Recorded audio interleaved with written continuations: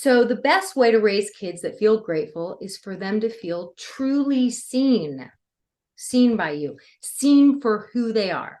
And the only way to accomplish it, I know this is a big bummer, that lady's long, exhaustive list, all the things. Oh, if I just have a gratitude jar and we do the journals and then we tell the janitor that we're grateful for them, and I teach my kids to donate their things and pass it forward, and when they get new toys and do all these things, and then I need to teach them how to write the thank you notes and how to say thank you just the right way and how to make eye contact and yada yada yada.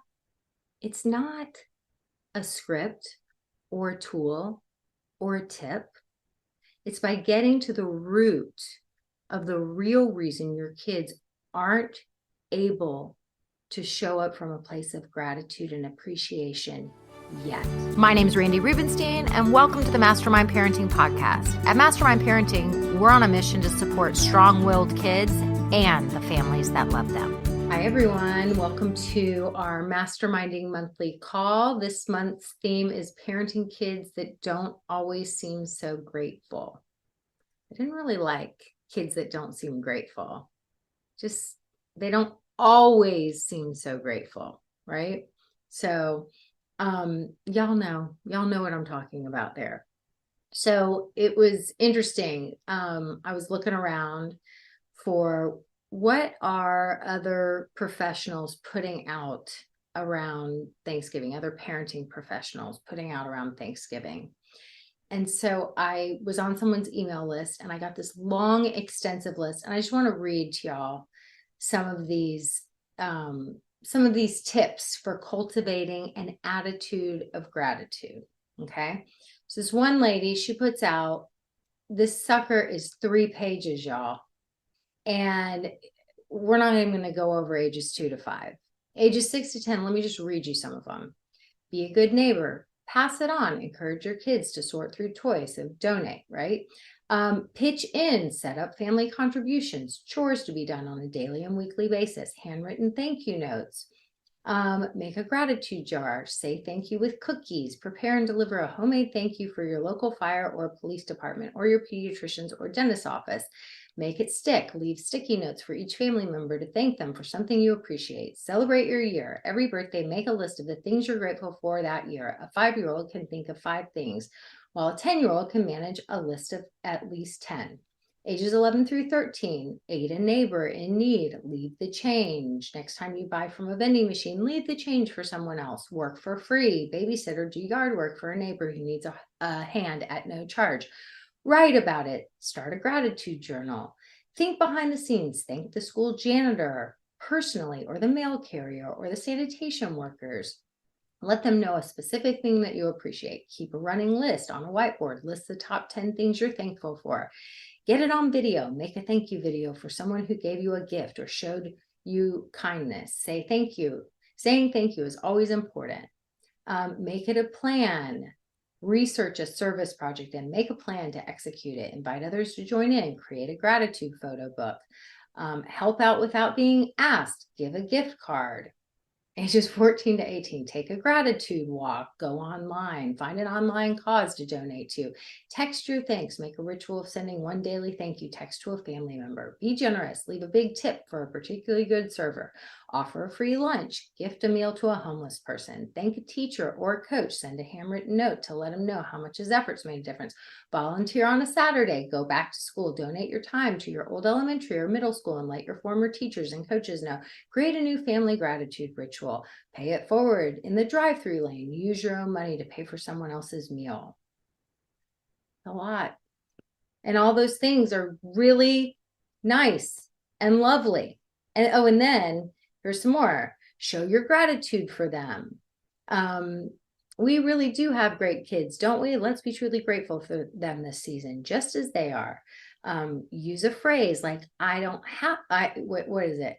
The phrase was, rather than I have to, change it to I get to. Be generous in everything you do. Express sincere thanks. Adopt a positive outlook. So this all, I don't disagree, but that's a lot.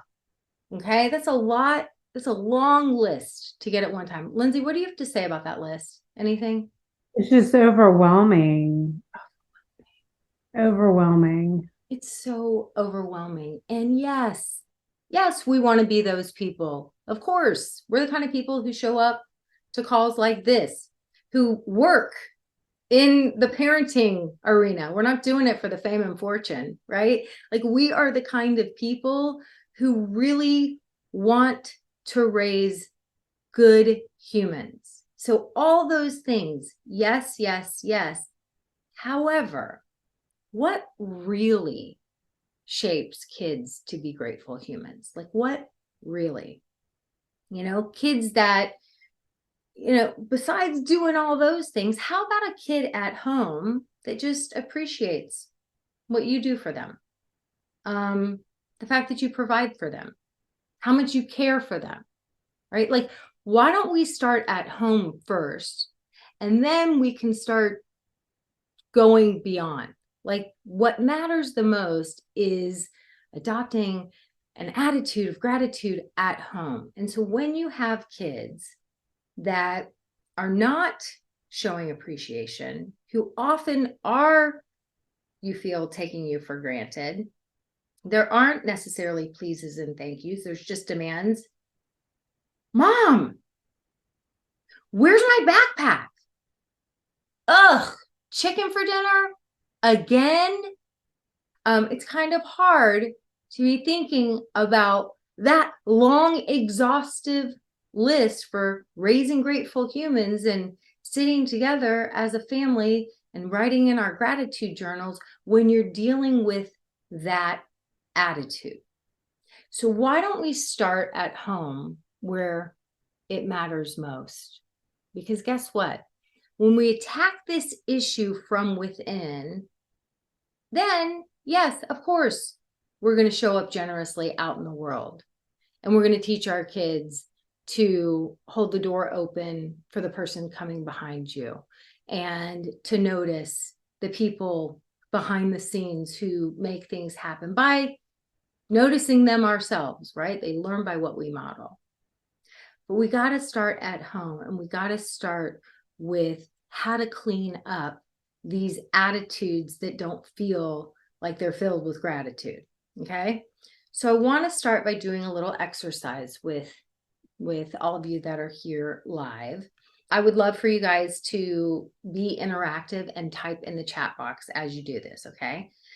I want you to think of someone from your youth. It could be a coach, it could be a teacher, it could be even a parent or a sibling that you just had a sense that they didn't like you very much. Okay.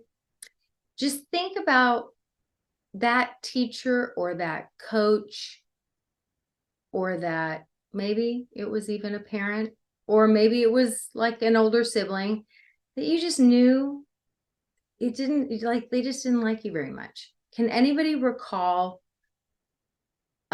someone in your life that you just knew didn't like you very much? And it may have even been someone who you didn't think liked you very much, not because they were necessarily rude to you, but they had other people that were their favorites, and you weren't one of them.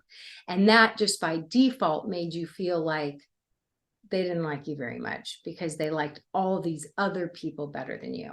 Does anybody have a memory of someone in your life that you had those feelings about? Maria says yes. Lindsay says dance instructor at the Houstonian, who was part of my teacher training. Old baseball coach. Mrs. Kennedy, my 6th grade social studies teachers, lots of girls in middle school. Right. Yeah. Okay. So I know it's not like those people that we didn't feel, grandmother favored my older brother. Yeah. Yeah, I think that my grandmother favored my older brother too. But he needed it. It was good. It was good for him. But yeah, it didn't feel great. Okay. So now I want you to think about how you felt around this person, right? When you were in the presence of this person, did you want to be helpful? Were you super cooperative to whatever their ideas were, what they wanted to do? Did you feel good about yourself when you were with them? Or were you kind of like feeling a little insecure or a little negative or a little shitty about yourself? Were you maybe a little defensive at times? And at any time, did you find yourself feeling grateful for that coach or teacher or grandparent or sibling, right? Did you feel grateful for them, right? For showing up to practice or school or putting a roof over your head or a meal on the table or for giving you a birthday present, right? Or for playing with you sometimes. Did you find yourself like often feeling like, oh, I just love them so much. I'm so grateful for them. I felt incapable and wanted to ignore so that I was invisible. Maybe wanting to ignore the person. Like whenever we're ignoring someone, does that make us feel like we're the best versions of ourselves? Or are we just trying to hide? Right? Are our shoulders back, head held high, feeling like we're our best selves in that moment? It's really hard for humans to feel a sense of gratitude when they don't feel good about themselves. Okay. So if you think now about someone, this might be easier. Like a parent, a grandparent, a friend, a teacher, a coach that you loved, that you just adored, and who you felt like adored you too. Does anyone have a memory of that person? Wrestling coach. I remember my first grade teacher. Oh, Lindsay says my mom. Lucky. Seth says his third grade teacher. My first grade teacher. She loved me. And this lady, in Corpus Christi, Texas, there was this lunch lady that was obsessed with me. And from the time I was a little girl, and I remember like my mom knew it. And she was this Hispanic lunch lady that she didn't even speak English. And for some reason, she loved me. I don't know why. Teresa says my fifth grade teacher. My fifth grade teacher loved my first grade teacher loved me. My fifth grade teacher loved me. My fourth grade teacher hated my guts. She was evil. And I definitely wasn't my best self that year. That's for sure. Okay. So if you look at that contrast, right, between the person who you felt didn't like you and the person who adored you, right? Like think about how you showed up differently, how you felt about them, how willing you were to want to help them or to share a laugh or a smile with them, show appreciation for them. Tina says, my first grade teacher too in Washington State, she gave me a book and wrote a note to me inside of it. I was always the class volunteer. It's the little things, right? Like first grade, and we're remembering it. I remember the lunch lady from elementary school when I was in like first and second grade. I mean, how impactful in a kid's mind. I mean, we still carry these memories decades later, but we also carry the memories of the people that we didn't feel so adored by.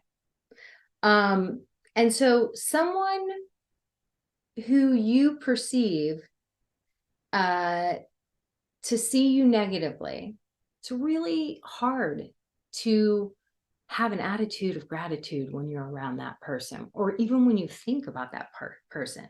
Is there any part of us when we think about the people that we felt were sort of shitty to us? When I think about Miss Noah, my fourth grade teacher, like there's not one part of me that thinks, oh, I could have tried harder in her class. You know, she was getting kind of old. It was probably a big deal for her to show up for us every day. And she had to grade all those papers, like not for 1 second am I thinking about that. All I'm thinking of is that lady was like a huge asshole. She was so mean. Like, who goes into teaching who is mean to kids? And I was like, especially in 4th grade, I was like a good kid. I was a studious kid. I was a rule following kid. And she was nasty to me. So Seth says, so more connection and trying to connect at home is the answer. One teacher who had a doctorate, she was always making sure everyone addressed her as doctor, right? Like a teacher that's in her ego. You know, kids know. The kids are like, wait a minute, lady, who freaking cares? Like, just be kind to me. Connect with me. I'm with you all day long. Make me feel seen. Make me feel heard. I don't really care about what you've got at the front of your name. So there's a quote that I want to show you guys. This quote, y'all maybe have heard it. I'm not what I think I am. I'm not what you think I am. I am what I think that you think I am. It's kind of a trippy saying. I'm not what I think I am. I'm not what you think I am. I am what I think that you think I am. So this is a quote by Charles Cooley. It's from a book that was published in 1902, Human Nature and the Social Order. And Cooley introduces the idea of a looking glass self. Self, as defined in this context, is what you refer to when you say I. Considering how personal the self seems, it would make sense to assume that each individual develops their own sense of self and who they are with their thoughts and emotions. This mentality could be described as I am who I think I am. But according to the theory of the looking glass self, this is not the case. The looking glass self is defined by our perceptions of what others think of us. This would be more like I am who I think you think I am. Therefore, what is most important when developing a sense of self is not what we think of ourselves, but what we assume others think of us. What we assume others think of us. Does that make sense to you guys? So that's why when we think of those teachers or those parents or those coaches or those grandparents that didn't favor us, maybe even disliked us, I am who I think you think I am. It's kind of trippy, right? So the best way to raise kids that feel grateful is for them to feel truly seen by you, seen for who they are. And the only way to accomplish it, I know this is a big bummer, that lady's long, exhaustive list, all the things. Oh, if I just have a gratitude jar and we do the journals and then we tell the janitor that we're grateful for them, and I teach my kids to donate their things and pass it forward, and when they get new toys and do all these things, and then I need to tell them, I need to teach them how to write the thank you notes and how to say thank you just the right way and how to make eye contact and yada, yada, yada. It's not a script or a tool or a tip. It's by getting to the root of the real reason your kids aren't able to show up from a place of gratitude and appreciation yet. So there's something to figure out. There's something getting in the way. And quite often, kids who are acting demanding, acting entitled, not able to show their appreciation, quite often they're feeling misunderstood. Quite often, there's something going on that is preventing them from showing up the way we showed up with that favorite teacher or grandparent or special friend, right? Where we just felt so seen. Like, why did we love these people so much? Like, why am I remembering the lunch lady from 1st and 2nd grade, or my 1st grade teacher, or your 3rd grade teacher, or your 5th grade teacher? Because chances are you felt truly seen by that person. Like, I don't know why the lunch lady loved me. My mom's like, this lunch lady, she's crazy. for you. Every time I can't understand a word she's saying, but she's going on and on. She's petting your hair. She loves you.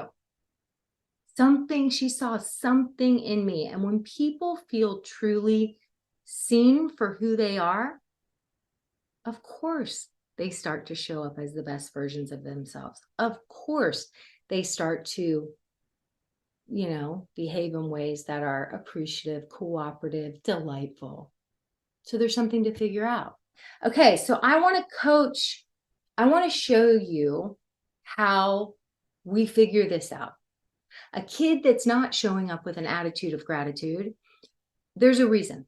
There's always a reason. And we want to get to the root. And the best way we can do it, and the best way I can show you how to do it, is by coaching you all through a specific situation. I mean, it could be something as simple as, my kids never offer to set the table when I ask them to help with the dishes. I'm making the meals, I'm doing the and they never offer to help. And when I ask them to do it, they roll their eyes. If they do it begrudgingly. How do I turn this around? It could be something like that. It could be a kid who gets in the car and, is a teenager or older, and all they'll do is look at their phone. And when you try to ask them about their day, all they do is grunt. And here you are, showing up all perky, picking them up from school, making sure that your day is centered around being able to drive them, and they can't even answer a question or make eye contact. Okay, let me hear it. Sarah's got some good ones. My issue with gratefulness I describe it as death by 1,000 paper cuts. It's just these little things all throughout the day of little remarks or demands, or how he comes into a room or greets me or asks for things that don't seem to relay any gratefulness in those things that we're doing for him. So, for example, like just in a series of 30 minutes from waking up to heading to school, it could be he comes into my bedroom when he wakes up and says, "Where are my shorts?" No good morning, no hello, where are my shorts? And then we'll go down to breakfast, and maybe we had carried down his backpack for him and his computer to plug in downstairs. And that previous evening, and he'll come downstairs that morning and say, "Oh, why didn't you put my backpack up on the chair? It's just on the floor. It's so hard to pick up and get all my stuff together." I recognize it. It's usually not in like an antagonistic way. It's just in what feels to me like a obtuse kind of no recognition that it's transactional to me. Yeah. Feels more transactional. Just, I don't really know what to do. I get irritated, very irritated. I want to correct him. I want to tell him how you should greet somebody first, or how you could say this with a please or a thank you. But then it gets just really picky and corrective all day, and what feels like over and over, especially in these transitional times. Or should I ignore it? But then I'm like, I'm just raising somebody who's entitled. Doctor, when somebody comes in with a sore throat, how do you treat them? How do you know what to do? Investigate. Yeah, you investigate. Do you tell them to say, you stick that thing down their throat? Yeah. You take a look at their tonsils and you investigate. You get to what's really going on. What's the root of this sore throat? So when we're looking at this situation, we got to get to the root of what this behavior is. When you're getting irritated, your brain is feeding you a sentence that thinks it knows what the root of this situation is. And what is that sentence that's going through your head that's causing you to feel irritation?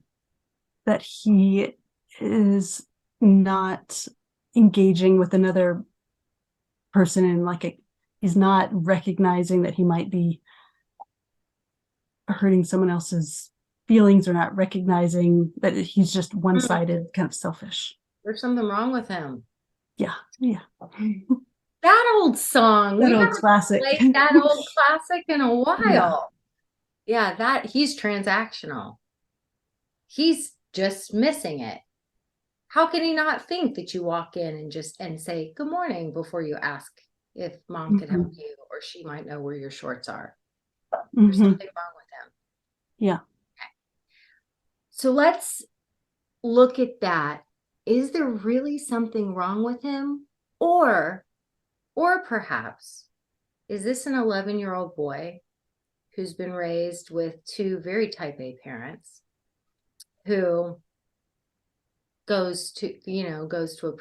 into a prestigious program, just started middle school, and is doing all the things, wants to lay his clothes out at night. We've got a little bit of a situation. There's only 2 pairs of shorts because of yada, yada, yada. And so sometimes the shorts are constantly getting washed. He likes order. He likes structure.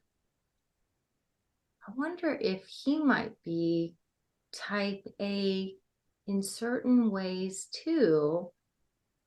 And maybe the fact that he's in 6th grade and he's had all this type A-ness modeled for him, if that kid sort of knows he wants more agency, right? He wants more agency. He wants more structure. He wants to have his systems.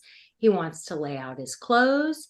He wants to be the one who's responsible for plugging in his computer or not. He wants to be the one who places his backpack where he likes to take care of his things. Why would his backpack be on the floor? He'd like it to be on a chair. Yes. He definitely wants agency. Yes. And when we got a type A mama, remember all those years ago when you didn't even, like you're COVID and you're opening your clinic, but then the boys and the homeschool and the work and then the making dinner, and it didn't ever even occur to you that maybe this husband of yours might want to become the dinner maker during the week. Now he's become a profesh. So now I'm going to manufacture shorts. Yeah. He might want to be the one responsible for keeping track of his shorts or even washing his shorts. He might want to be the one who sometimes wears dirty shorts until he gets new shorts. Maybe the shorts don't need to be washed every single time they get worn. Maybe we can wear shorts right now while we only have 2 pairs of shorts. Shorts get worn twice. Or we just throw them in the dryer with a dryer sheet so we freshen them up a tiny bit. It's good enough. It's fine. Did that yesterday. Didn't tell him. But maybe he could be responsible for his shorts. Well, I hear the agency piece, and I agree with that. I also don't want to put more responsibility on him. Guess what? He's begging you for it. That's why he's coming in being so demanding. Dude doesn't have time. Really? You disagree?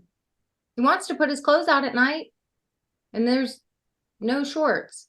So why don't we just make him responsible for his shorts? I think we've been afraid to do that because he does get really distractible at night. And so he'll start going off in a million directions. So I keep him moving. So I've been afraid to say, give him more things on his plate at night. Okay, stop there. But it's no different than the mom who is micromanaging her kid because he's tanking at school. But we know we got to let him have some, like we have to let them have some moments of failing, right? And then dealing with the consequences of being harried or not having your stuff together, or in the morning being frazzled because, okay, well, we're going to figure this out later. We're going to come up with our plan. We're going to come up with our structures, and you'll have a plan. And when you don't follow the plan, then it'll be a little crazier. And this is how you learn. This is how one day you're going to go to college and you're going to be the kid that like knows how to keep yourself on task. And like, this is the time that you're going to be learning these skills. If we constantly are telling ourselves things he can't, this is no different than Lindsay having all the diagnoses. She needed to be Daniel's personal concierge in the morning. He couldn't do the tasks. He's got ADD. He's got this. He's got that. And I'm like, stop the ass wiping. He's never going to learn to do this stuff. Lindsay, now what does the morning look like? I mean, he's like, she just went through this with the homework with him. She also thought she needed to be on top. Then she followed the plan for helping him develop more agency. He's got it. Is it going to be that way right away when people are learning new things or dealing with the consequences of not doing the things? And then, no, it's going to be a little messy. He's begging you for it. Yeah, you're right. You're right. I hadn't put those two things together, like the ungratefulness and the agency, but it really does fit.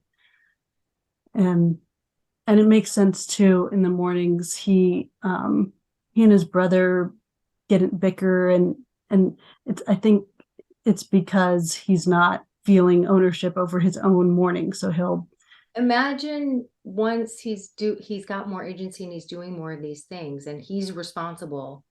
And then he's like, Mom, I can't find and you're like, there you go. And then because he's used to doing so much, you might at that point be like, oh, thanks. Yeah. Or you're like, I'll get your water bottle. He's used to doing the things and you're like, here, I'll do your water bottle for you. And he's like, thanks for doing that. Mm-hmm. Agency plays a big role in gratitude. Mm-hmm. So like, there's something wrong with him or there's something right with him. This is a little 6th grade kid who's ready to have more responsibility. And he's like, thanks, Mom. Thanks, Dad. Y'all are really great parents. I know you think I have too much on my plate. I got to grow up. I got to learn these things. And you guys have modeled being these like uber responsible citizens, human beings. I want to be just like you. Gotta let me. Okay. We'll try it. Yeah. We'll try it. And be ready for it to be messy. Be ready for it to be a little messy. Yeah. And I think that we could try to do it, though, fit it into a schedule where it doesn't keep him up late at night and doesn't interfere with homework. We could just do it on a Saturday. Right. Yeah. And at first he probably will be still really rude, but I just need to Q-tip that while he's figuring out how to, go get through the bumps and the bumps. And then you show up and you help them. And then eventually, and for you to say like, listen, we've been treating you like a baby. You're in 6th grade. You're a smart boy. You're a responsible kid. You're ready for more. You're not a baby. Yeah. We're not doing that anymore. Yeah. Right. And that way, his rudeness, Lindsay says, isn't the rudeness his frustration? For sure. Yeah. Fuck, where are my clothes? And then, and for everyone listening going, oh, we're just supposed to put up with rudeness. And it's like, no, but like, we're with it, cool people. We're going to read the room. So in the moment of the rudeness and frustration, are we, excuse me? But no, later on, we're like, hey, all that monkey business this morning, like, I'm here to help. But when you slam demands at me or speak to me with that tone, it makes me not want to help. So I really want you to notice your tone. Notice how you ask someone to help you, right? Because in this family, we got to treat each other with the same manners and kindness that we would treat anyone else out in the world, right? It's important. So you want to, if you get more bees with honey, as they say, so you want my help on something, just say, hey, Mom, I could use your help. Hey, Dad, would you help me with something? It's that simple. But so from now on, when I start to hear you forget that, I'm going to say tone check. And I'm going to leave it at that, tone check. And that's going to be a reminder for you to go and have a do-over and check your tone and say it nicer. But we talk about that out of the moment. Yeah. Yeah. I definitely need to do more out of the moment. Yeah, out of the moment. I don't Yeah. know, but you know what? You haven't been wanting to do out of the moment probably because you've been so busy trying to micromanage and do all the things like you always do. But Mhm. just like how nice is it that Seth makes dinner on the weeknights? How many years now? Going on 3? I think. Yeah, 3. 3. I mean, look at the freedom you have compared to when you were trying to get it all done because it didn't even occur to you that Yeah. wasn't Yeah. like, didn't even occur to you. Yeah. Because you're a doer, you're an overachiever, you're a double residency doctor, like you're that person. And you don't have to do all the things anymore. Yeah. Let him have that agency. It's gonna feel good. Okay. Okay. Thank you. Thanks. Welcome. Okay, everyone. That is our call. Thanks for being here. And hopefully we'll be in touch. This is going to be our last Masterminding Monthly of the year, but look for more starting in 2024. Bye, everyone. Have happy holidays. Thanks for listening today, guys. I hope you picked up some tips, tools, maybe some baby steps for creating more balance and boundaries in your life. And I just wanted to let you know, if you want to continue moving the needle forward in creating this for yourself, having a happier household, I want you to go to my website and check out mastermindparenting.com. We have 3 beginning programs, and if you need some accountability and more support, then please look for the one that would be a good fit for you. And as always, we're on all the social channels under Mastermind Parenting. On Instagram, it's mastermind_parenting.